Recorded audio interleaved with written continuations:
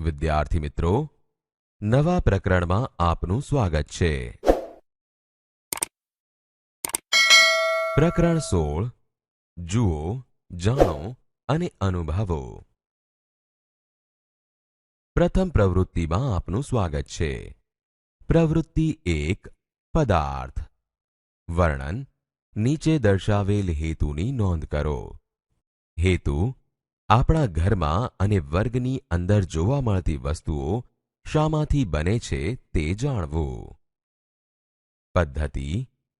ચાલો વર્ગની અંદર અને ઘરમાં જોવા મળતી વસ્તુઓ શામાંથી બને છે તે જોઈએ. આપણે ઘરની અંદર અને વર્ગમાં ઘણી ચીજવસ્તુઓ જોઈએ છીએ, જેમ કે ખુરશી, દરવાજો, ટેબલ, ચોપડી, ડોલ, ચશ્મા, બૂટ, ચમચી વગેરે ચીજવસ્તુઓ જુદા જુદા પદાર્થમાંથી બને છે. દરેક વસ્તુઓ પદાર્થની બનેલી હોય છે.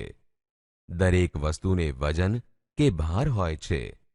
દરેક વસ્તુ જગ્યા રોકે છે. હવા જગ્યા રોકે છે, તેને વજન કહે છે. વસ્તુઓ શાની બનેલી છે? ખુરશી લાકડું, પ્લાસ્ટિક અથવા લોખંડ. દરવાજો લાકડું, પ્લાસ્ટિક, લોખંડ, સનમાઇકા. ટેબલ લાકડું, લોખંડ.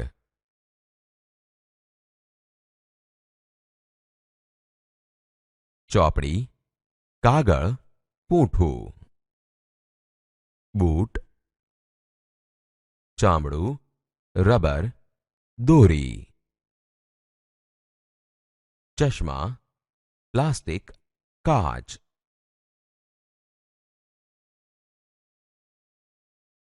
રોટલી અનાજનો લોટ, પાણી. ડોલ પ્લાસ્ટિક, લોખંડ, સ્ટીલ. ચમચી પ્લાસ્ટિક, સ્ટીલ. વિદ્યાર્થી મિત્રો, હવે આપણે નિર્ણય લઈશું. આ પ્રવૃત્તિ પરથી આપણે અભ્યાસ કર્યો કે દરેક ચીજવસ્તુઓ જુદા જુદા પદાર્થમાંથી બને છે. બીજી પ્રવૃત્તિ તરફ આગળ વધીએ. પ્રવૃત્તિ 2 પદાર્થની અવસ્થા. વર્ણન. નીચે દર્શાવેલ હેતુ અને સાધનોની નોંધ કરો. હેતુ વિવિધ પદાર્થોને આકારને આધારે ઓળખવા. સાધનો 3 કાચના પારદર્શક પ્યાલા, 3 પારદર્શક કાચની વાટકી, પાણી, પથ્થર, અગરબત્તી. પદ્ધતિ. પદાર્થની અવસ્થા. દરેક વસ્તુઓ પદાર્થની બનેલી હોય છે. દરેક વસ્તુને વજન કે ભાર હોય છે. દરેક વસ્તુ જગ્યા રોકે છે. જે વસ્તુ દળ ધરાવે છે અને જગ્યા રોકે છે તેને આપણે પદાર્થ કહીશું. પદાર્થે રોકેલી જગ્યાને પદાર્થનું કદ કહે છે. પદાર્થ સામાન્ય રીતે 3 અવસ્થાઓ ધરાવે છે. 1 ઘન, 2 પ્રવાહી, 3 વાયુ. ઘન પદાર્થ. ઘન પદાર્થને જે વાસણમાં રાખવામાં આવે છે તેના જેવા આકારમાં ઢળી જતો નથી. પ્રવાહી પદાર્થ. પ્રવાહીને નિશ્ચિત કદ તો હોય છે, પરંતુ નિશ્ચિત આકાર હોતો નથી. વાયુ પદાર્થ. વાયુનો આકાર બદલાય છે અને રોકેલી જગ્યામાં પણ પાત્ર પ્રમાણે ફેરફાર થાય છે.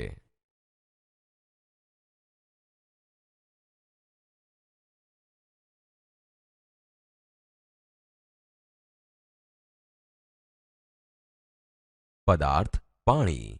વાસણનો આકાર ધારણ કરે છે. કાચના પ્યાલામાં, કાચની વાટકીમાં. આકાર બદલાતો નથી. કાચના પ્યાલામાં, કાચની વાટકીમાં.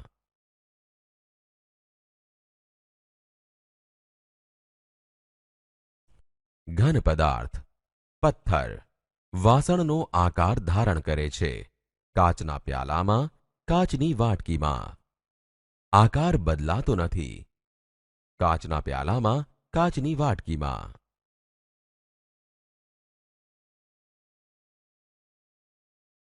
વાયુ પદાર્થ.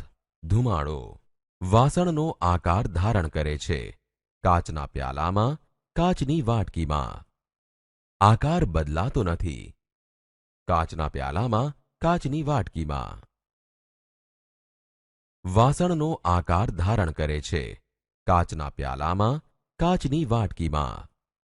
આકાર બદલાતો નથી. કાચના પ્યાલામાં, કાચની વાટકીમાં. પદાર્થ. પાણી વાસણનો આકાર ધારણ કરે છે. પથ્થર આકાર બદલતો નથી. ધુમાડો વાસણનો આકાર ધારણ કરે છે. ઘન પદાર્થને પોતાનો આકાર હોય છે. તેમને બીજા વાસણોમાં મૂકતા તેઓ પોતાનો આકાર બદલતા નથી. જ્યારે પ્રવાહી અને વાયુ પદાર્થોને જે વાસણમાં ભરવામાં આવે તે વાસણનો આકાર ધારણ કરે છે. તો વિદ્યાર્થી મિત્રો, હવે આપણે નિર્ણય લઈશું. નિર્ણય. ઘન પદાર્થને પોતાનો આકાર હોય છે. તેમને બીજા વાસણોમાં મૂકતા તેઓ પોતાનો આકાર બદલતા નથી. જ્યારે પ્રવાહી અને વાયુ પદાર્થોને જે વાસણમાં ભરવામાં આવે તે વાસણનો આકાર તેઓ ધારણ કરે છે. વિદ્યાર્થી મિત્રો, નવી પ્રવૃત્તિ તરફ આગળ વધીએ. પ્રવૃત્તિ 3. પદાર્થોનું વર્ગીકરણ. વર્ણન. નીચે દર્શાવેલ હેતુની નોંધ કરો. ઘન, પ્રવાહી અને વાયુ પદાર્થોનું વર્ગીકરણ કરવું. પદ્ધતિ. પદાર્થોનું વર્ગીકરણ. ઘન પદાર્થ, પ્રવાહી પદાર્થ, વાયુ પદાર્થ.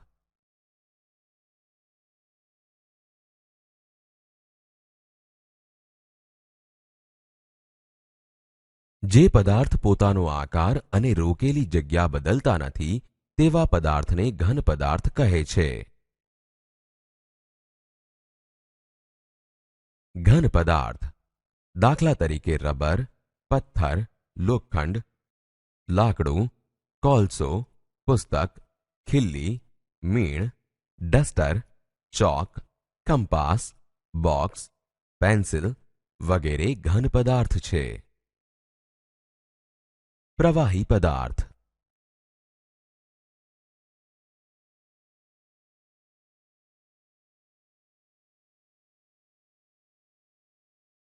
જે પદાર્થને એક પાત્રમાંથી બીજા પાત્રમાં નાખતા આકાર બદલાય છે પણ તેણે રોકેલી જગ્યામાં ફેરફાર થતો નથી તેવા પદાર્થોને પ્રવાહી પદાર્થ કહે છે.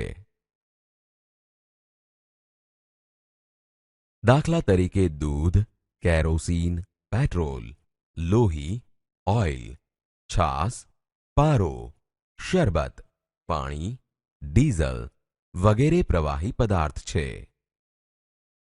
વાયુ પદાર્થ.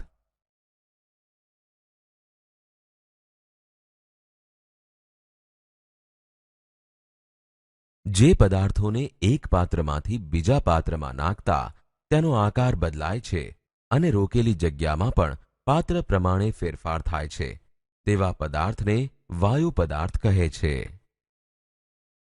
દાખલા તરીકે ધુમ્મસ, ધુમાડો, ગેસ, વરાળ, ઓક્સિજન, કારખાનાનો ધુમાડો, નાઇટ્રોજન ઉચ્છ્વાસની હવા વગેરે વાયુ પદાર્થ છે. તો વિદ્યાર્થી મિત્રો, હવે આપણે નિર્ણય લઈશું. પદાર્થના ગુણધર્મોને આધારે તેનું ઘન, પ્રવાહી અને વાયુ એમ 3 પ્રકારે વર્ગીકરણ કરી શકાય છે. પ્રવૃત્તિ 4. વિવિધ પદાર્થોનો કુદરતી સ્ત્રોત. વર્ણન. નીચે દર્શાવેલ હેતુની નોંધ કરો. હેતુ. વિવિધ વસ્તુઓ શામાંથી બને છે અને તેનો કુદરતી સ્ત્રોત કયો છે તે જાણવું. પદ્ધતિ. વિવિધ પદાર્થોનો કુદરતી સ્ત્રોત. બધી જ વસ્તુઓ આપણને પર્યાવરણમાંથી મળે છે. જો આ બધી વસ્તુઓ ન મળે તો ખૂબ જ મુશ્કેલી અનુભવવી પડે.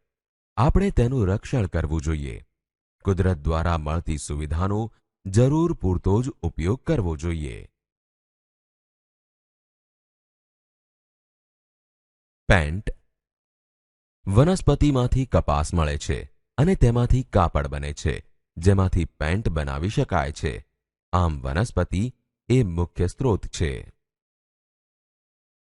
ટેબલ. વૃક્ષો એટલે કે વનસ્પતિમાંથી લાકડું મળે છે અને તેમાંથી ટેબલ બને છે. આમ વનસ્પતિ એ મુખ્ય કુદરતી સ્ત્રોત છે.